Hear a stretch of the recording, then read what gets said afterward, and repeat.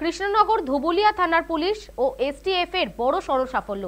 উদ্ধার দুটি 7mm পিস্তল ও 10 round গুলি। একই সঙ্গে দুই ব্যক্তিকে গ্রেফতার করল পুলিশ। জানা গিয়েছে, গোপন সূত্রে বেআইনি অস্ত্র কারবারের খবর পেয়ে রবিবার গভীর রাতে ধুবুলিয়া থানার পুলিশ ও এসটিএফ ধুবুলিয়ার একটি জায়গায় যৌথ অভিযান চালায়। সেখান থেকে প্রদীপ মণ্ডল ও লালটু মণ্ডল নামে দুই ব্যক্তিকে গ্রেফতার করে পুলিশ। তাদের থেকে দুটি 7mm পিস্তল ও 10 রাউন্ড গুলি উদ্ধার করে। পুলিশের প্রাথমিক অনুমান, এরা বেআইনি অস্ত্র ব্যবসার সঙ্গে যুক্ত। একই সঙ্গে ওদের ওপর বড় কোনো মাথা আছে বলেও অনুমান করছে পুলিশ।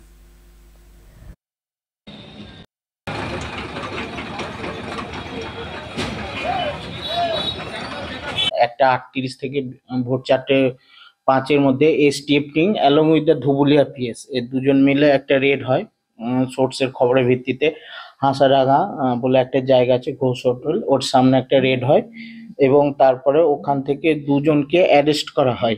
ওদের নাম হচ্ছে প্রদীপ মণ্ডল, বাবার নাম হচ্ছে ভীমচন্দ্র মণ্ডল, বাড়ি হচ্ছে 89/H প্রভুরাম সরকার লেন, ট্যাংরা, কলকাতা 15। এবং লালটু মণ্ডল, বাবার নাম মনসুর মণ্ডল, ধুবুলিয়া থানার অধীনে বাড়ি। এবং এদের কাছ থেকে হিউজ পরিমাণ অ্যামাউন্ট আগ্নেয়াস্ত্র উদ্ধার করা হয়।